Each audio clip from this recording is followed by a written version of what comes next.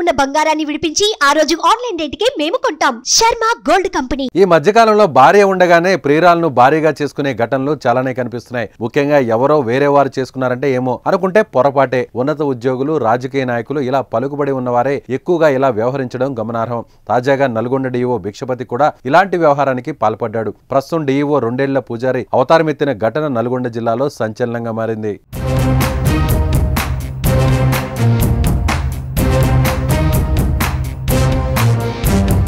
Nalgonda DEO Bhikshapathi కుటుంబ వివాదం రచ్చకెక్కింది.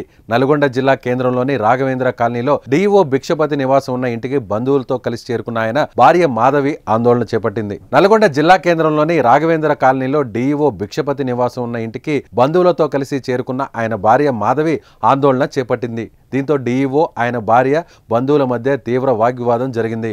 కర్నూలు జిల్లా గోదావరి కనికి చెందిన మాధవితో భిక్షపతికి 14 సంవత్సరాల కిందట వివాహమైంది. అయితే వివాహం జరిగిన నెల రోజులకే ఆయన తన భార్యకు దూరంగా ఉంటూ వచ్చినట్లు సమాచారం. అయితే ఈ తరుణంలో భార్యని ఇంటి నుంచి పంపించడమే కాకుండా మరో మహిళతో సహజీవనం చేస్తున్నట్లు భార్యతో పాటు బంధువులు ఆరోపిస్తున్నారు. ఇదిలా ఉంటే వీరిద్దరి విడాకుల విషయం ప్రస్తుతం కోర్టులో కేసు నడుస్తోంది. ఈ నెలలోనే తీర్పు వచ్చే అవకాశాలున్నట్లుగా సమాచారం. అయితే వీరి విడాకుల కేసు కోర్టులో ఉన్నప్పుడు సమయంలో మరో మహిళతో ఎలా సహజీవనం చేస్తున్నాడని ఆయన భార్య ప్రశ్నించింది. అంతేగాక పెళ్లి అయిన నెల రోజులకే తనను ఇంటి నుంచి భిక్షపతి వెళ్లగొట్టాడని, ఆ తర్వాత మరో మహిళతో సహజీవనం చేస్తున్నాడని ఆరోపించింది. ఈ విషయమై భార్యాభర్తల మధ్య కొద్ది రోజులుగా వివాదం చోటు చేసుకోవడంతో పాటు అనేక సార్లు డీఈఓను ఆమె నిలదీసినట్లు సమాచారం.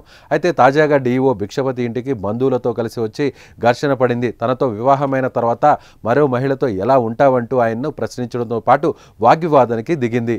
విషయం తెలుసుకున్న పోలీసులు రంగప్రవేశం చేసి వివాదం చోటు చేసుకోకుండా ఇరువురిని సముదాయించారు. ఆయన పెడుతున్న వరకట్నపు వేధింపులు భరించలేక తాను దూరంగా ఉంటున్నానని, తనపై లేనిపోని ఆరోపణలు చేసి తనను ఇంటి నుంచి పంపించి మరో మహిళతో వివాహేతర సంబంధం పెట్టుకున్నాడని భార్య మాధవి ఆరోపించింది.